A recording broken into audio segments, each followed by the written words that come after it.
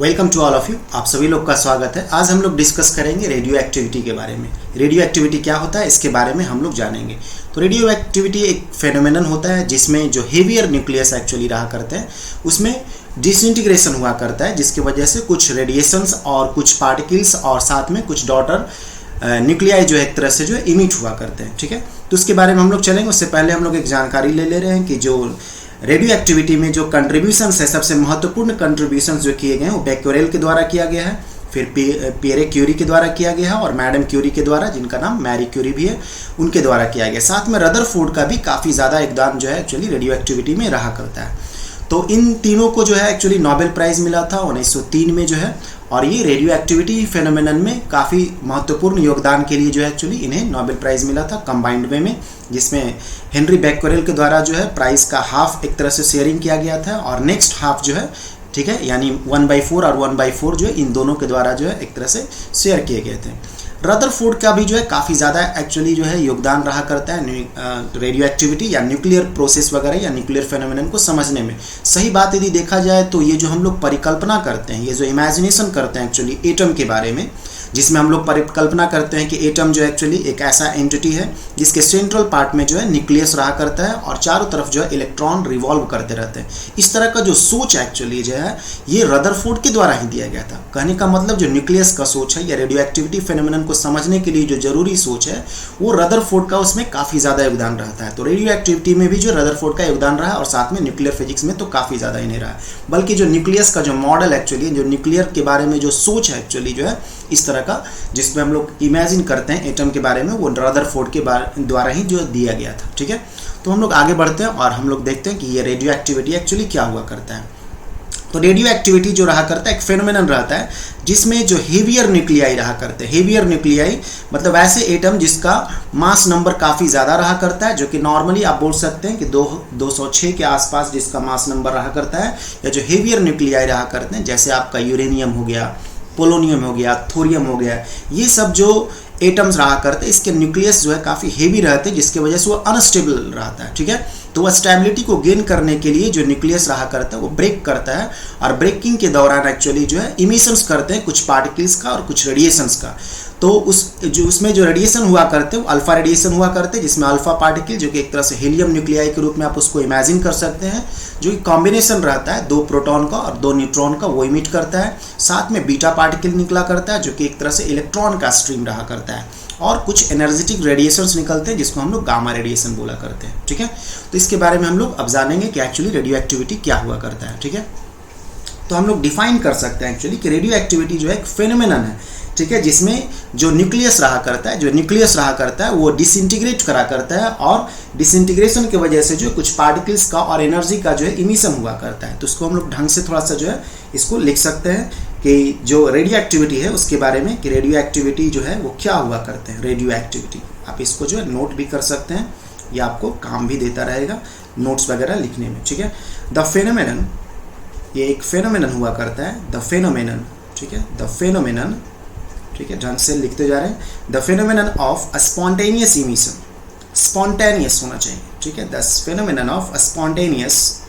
Emission, emission किसका emission, ये of radiation, emission of radiation, emission of radiation और particles किस वजह से, ड्यू टू, ये इंपॉर्टेंट बात है, ड्यू टू डिसइंटीग्रेशन का मतलब ब्रेकेज, एक तरह से डिवीजन, डिसइंटीग्रेशन किसका, disintegration of nucleus of heavier atom, या वैसे एटम जिसका मास नंबर ज़्यादा रहा करते हैं। ठीक है, तो the phenomenon of spontaneous emission of radiation और particles due to disintegration of nucleus of heavier atom is called radioactivity. इसको हम लोग रेडियो एक्टिविटी बोला करते हैं। ठीक है, ये एक फेनोमेनन हुआ रेडियो एक्टिविटी, और या आप बोल सकते हैं एक तरह से ये प्रोसेस हुआ, रेडियो एक्टिविटी जो है न्यूक्लियर प्रोसेस है। ठीक है, और वैसा सब्सटेंस जो इस तरह का फेनोमेनन को एग्जिबिट करा करता है, प्रदर्शित करा करता है, सब्सटेंस दैट शोज या exhibit that shows radio activity, जो रेडियो एक्टिविटी फेनोमेनन को शो करा करता है, रेडियो एक्टिविटी फेनोमेनन को शो करा करता है, ठीक है, substance that shows radio activity is called radio active substance, is called radio active substance, radio active substance, ठीक है, रेडियो एक्टिव सब्सटेंस, जिसमें आप एग्जाम्पल के रूप में आप यूरेनियम बोल सकते हैं। एग्जाम्पल जैसे आपका यूरेनियम हो गया, ठीक है, uranium, thorium, thorium, polonium, polonium, radium, ये सब, ठीक है, रेडियम, ये सब जो रहते हैं। प्रायः जो देखा जाता है नॉर्मली जो है, जो रेडियो एक्टिव सब्सटेंस रहा करते हैं या जो रेडियो एक्टिविटी को शो करा करता है, ठीक है, उसके जो मास नंबर रहा करते हैं, मास नंबर जो उसके रहा करते हैं, मास नंबर वो ग्रेटर रहा करते हैं, ग्रेटर या इक्वल टू आप एक तरह से बोल सकते हैं 206, जो मास नंबर रहा करते हैं, ठीक है, जो मास नंबर रहा करते हैं, ठीक है, या एटॉमिक मास नंबर जो बोल सकते हैं वो 206 या उससे ग्रेटर रहा करते हैं। तो इसके इर्द गिर्द जो या इससे हायर जो रहा करता है मास नंबर को पसेस किया हुआ एलिमेंट, वो अनस्टेबल होते हैं उसके न्यूक्लियस, ठीक है, तो स्टेबिलिटी को गेन करने के लिए वो अपने आप को हल्का करता है एक्चुअली, जिसकी वजह से वो ब्रेक करता है या डिसइंटीग्रेट करता है, और इसी डिसइंटीग्रेशन के दौरान जो है वो कुछ पार्टिकल्स को इमिट करता है, अल्फा पार्टिकल, जिससे वो तेजी से अपने मास को डिक्रीज कर पाता है, और बीटा पार्टिकल को, जो कि एक तरह से स्ट्रीम में रहा करता है, एक फ्लो में रहता है, हाई एनर्जेटिक रूप में रहा करता है, इसलिए इसको हम लोग रेडिएशन का भी संज्ञा दिया करते हैं, ठीक है, और गामा रेडिएशन जो कि एक तरह से इलेक्ट्रोमैग्नेटिक वेव आप बोल सकते हैं या एनर्जेटिक पार्टिकल आप बोल सकते हैं इसको, जो, ठीक है।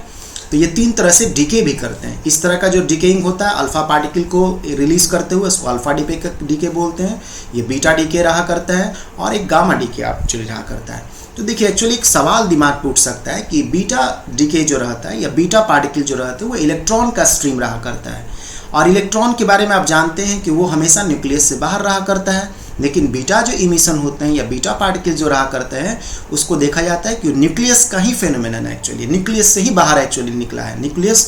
ही उसका ऑरिजिन एक्चुअली। तो ये एक सोच का विषय रहता है कि आखिर जो है इलेक्ट्रॉन न्यूक्लियस से बाहर कैसे आता है। तो उसमें हम लोग जो बीटा डीके के बारे में पढ़ते हैं, जिसमें हम लोग का इस तरह का सोच रहा करता है कि जो न्यूट्रॉन रहा करता है एक्चुअली वो ब्रेक करता है वो प्रोटॉन में और साथ में जो है इलेक्ट्रॉन में, ठीक है, इलेक्ट्रॉन में और प्रोटॉन में ब्रेक करता है, और वही इलेक्ट्रॉन जो है बाहर निकला करता है, ठीक है, और विथ सर्टेन एनर्जी भी एक्चुअली रहा करते हैं। तो उसके बारे में डिटेल में हम लोग पढ़ेंगे आगे एक्चुअली, जो है मेनली रूप से भी फिलहाल में जानेंगे। जो डीके होता है, जो ब्रेकेज होता है या जो डिसइंटीग्रेशन हुआ करते हैं, उसमें तीन तरीके जो है मेजरली रूप से अपनाए जाते हैं, ठीक है। एक अल्फा डीके, अल्फा डीके में एक्चुअली क्या हुआ करता है, जैसे ए जो है हम लोग डिनोट करते हैं किसके लिए, मास नंबर के लिए, ठीक है, ये मास नंबर होता है, ठीक है, एटॉमिक मास नंबर आप ऐसे करके समझ सकते हैं, एटॉमिक मास नंबर, ठीक है,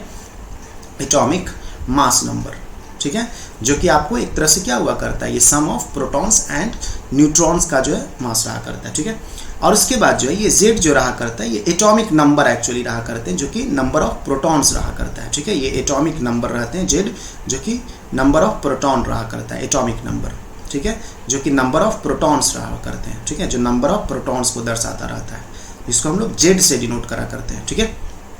तो अल्फा डीके के दौरान क्या हुआ करता है, जो पेरेंट न्यूक्लियस होता है, जो अनस्टेबल एक्चुअली न्यूक्लियस है, वो डिस्टर्ब होता है, डिसइंटीग्रेट करता है, ठीक है, और एक डॉटर एक लाइटर न्यूक्लियस में एक्चुअली तब्दील होता है, ये बदलता है एक तरह से जो है, और साथ में अल्फा पार्टिकल को रिलीज करा करता है, ठीक है। ये फास्ट मूविंग पार्टिकल होते हैं जो कि स्ट्रीम के रूप में रहते हैं, इसलिए हम लोग इसको अल्फा रेडिएशन भी बोला करते हैं, ठीक है, जो कि हीलियम न्यूक्लियस के रूप में एक्चुअली रहा करता है। इसके पास दो प्रोटॉन रहा करते हैं और 2 न्यूट्रॉन रहते हैं, जिससे आप बोल सकते हैं कि इसके पास जो बिहेवियर रहा करता है या जो कैरेक्टरिस्टिक रहता है वो हीलियम न्यूक्लियस की तरह रहता है, जिसका मास नंबर जो है 4 रहता है और एटॉमिक नंबर जो है 2 रहा करते हैं, ठीक है। तो जाहिर सा बात है जो डॉटर एलिमेंट होंगे, जो ये डॉटर एलिमेंट एक्स डैश जो एक्चुअली अलग जो एक एलिमेंट बनेगा, या आप बोल सकते हैं कि अलग जो न्यूक्लियस एक्चुअली बनेंगे ब्रेकेज होने के बाद जो है, ठीक है, तो उसका मास नंबर 4 से घट जाएगा, इसलिए A-4 है, और जो एटॉमिक नंबर एक्चुअली है वो 2 से घट जाएगा एक्चुअली, ठीक है, क्योंकि बोल ही रहे कि 2 आपका क्या रहता है, इस अल्फा पार्टिकल का एटॉमिक नंबर रहता है, तो 2 से घटेगा जो मेन पेरेंट न्यूक्लियस है उसका,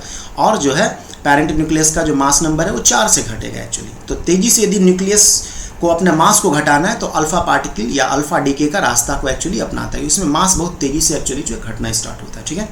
फिर नेक्स्ट जो डीके होता है, जो नेक्स्ट डीकेइंग का प्रोसेस होता है, जिसमें रेडियो एक्टिविटी अपने आप को डिसइंटीग्रेट करके जो है रेडियो एक्टिव सब्सटेंस डिसइंटीग्रेट करके डॉटर एक तरह से रेडियो एक्टिव सब्सटेंस से बदलता है, तो उसमें आपको जो है बीटा का जो है इमिशन हो सकता है। ठीक है, तो एक बीटा का डीके करके जो है, या बोल सकते हैं कि इलेक्ट्रॉन को इमिट करके जो है एक तरह से वो अपने आप को डीके करता है। ठीक है, लाइटर न्यूक्लियस में ब्रेक करा करता है, जिससे उसका एनर्जी भी घटता है, साथ साथ में उसका मास भी घटा करते हैं। ठीक है, तो देखिए एक सवाल यहाँ पे उठता है, जो कि हम पहले भी बोल रहे थे कि बीटा जो डीके होते हैं, जिसमें बीटा पार्टिकल जो रहते हैं कुछ और नहीं, एक तरह से इलेक्ट्रॉन का स्ट्रीम रहता है। तो ये कन्फ्यूजन क्रिएट हो सकता है कि न्यूक्लियस एटम में जो है वो न्यूक्लियस के अंदर तो नहीं रहता, वो बाहर में रहा करता है, लेकिन बीटा पार्टिकल जो कि इलेक्ट्रॉन का ये स्ट्रीम है, इसको देखा जाता है इसका न्यूक्लियर ऑरिजिन रहा करता है। तो एक थ्योरी है जिसमें हम लोग आगे कभी पढ़ेंगे जो है कि न्यूट्रॉन जो एक्चुअली वो ब्रेक करता है प्रोटॉन में और प्लस इलेक्ट्रॉन में, साथ में कुछ और पार्टिकल्स जो है वो इमिट हुआ करते हैं, जिसको एक तरह से आप स्पिन कंजर्वेशन वगैरह के हिसाब से उसको हम लोग अलग से एज्यूम करते हैं। तो मोटे तौर पे आप इसको समझ सकते हैं प्रोटॉन और इलेक्ट्रॉन, यानी ये इलेक्ट्रॉन जो है emission of the beta particle के लिए जिम्मेवार रहा करता है। तो न्यूट्रॉन तो रहते हैं किसमें, न्यूक्लियस में। ठीक है, तो गामा एमिशन और नेक्स्ट जो आपको एक तरीके रहते हो गामा एमिशन रहा करता है, जिसमें एनर्जी एक तरह से जो है इमिट करता है, मतलब एनर्जी के रूप में अपने आप को जो है स्टेबलाइज करना स्टार्ट करता है। जो इसके पास एक्स्ट्रा एनर्जी है वो रिलीज कर देता है। ठीक है, जो पेरेंट न्यूक्लियस के पास जो एक्स्ट्रा एनर्जी वो रिलीज करता है गामा रेडिएशन के तरह से, और या गामा रेडिएशन के वे में जो है, जो कि हाई एनर्जेटिक रेडिएशन रहा करता है इलेक्ट्रोमैग्नेटिक वेव का। ठीक है, उससे अपने आप एनर्जी को ये डिक्रीज करता है। ये तीन रास्ते एक्चुअली जो हुआ करते हैं, कोई ज़रूरी नहीं है कि वो तीनों रास्ते एक ही साथ अपनाया जाए, ऐसा हो भी सकता है और अलग अलग भी रास्ते हो सकते हैं। मतलब कोई न्यूक्लियस अपने आप को जो है स्टेबलाइज करने के लिए अल्फा डीके करवा सकता है, कोई बीटा डीके करा सकता है, कोई गामा डीके करा सकता है, कोई दो का कॉम्बिनेशन करा सकता है, कोई तीनों करा सकता है। इस तरह का सिचुएशन रहा करते हैं। ठीक है, तो उम्मीद है कि आप इस बात को जो है समझे होंगे कि अल्फा डीके और बीटा डीके क्या होता है और रेडियो एक्टिविटी फेनोमेनन जो एक्चुअली वो क्या हुआ करते हैं। ठीक है, तो इसके बारे में आपको जानकारी जो है हो चुका होगा कि क्या एक्चुअली ये फेनोमेनन रहा करते हैं। ठीक है, तो नेक्स्ट टॉपिक में हम लोग जो है इसको फर्दर जो है आगे डिस्कस करेंगे। ठीक है, अल्फा डीके वगैरह क्या होता है, बीटा डीके क्या होता है, गामा एमिशन क्या हुआ करते हैं, साथ में कुछ रेडियो एक्टिविटी से रिलेटेड कैलकुलेशंस हम लोग करेंगे। ठीक है, रेडियो एक्टिव डीके लॉ पढ़ेंगे। ठीक है, उसके बाद फिर उसका half life time, mean life time, ये सब को हम लोग कैलकुलेट करेंगे। तो नेक्स्ट वीडियो आप ज़रूर देखिएगा, जिसमें रेडियो एक्टिविटी का जो है डिटेल वर्जन जो एक तरह से वो आपको रहा करेगा, जिसमें हम लोग कैलकुलेशंस वगैरह रहेंगे। ठीक है, और उसके बाद फिर हम लोग जो इसको डीके के बारे में पढ़ेंगे बारी बारी से कि अल्फा डीके क्या होता है, बीटा डीके क्या होता है और गामा डीके क्या होता है। ठीक है, तब तक के लिए धन्यवाद, थैंक यू।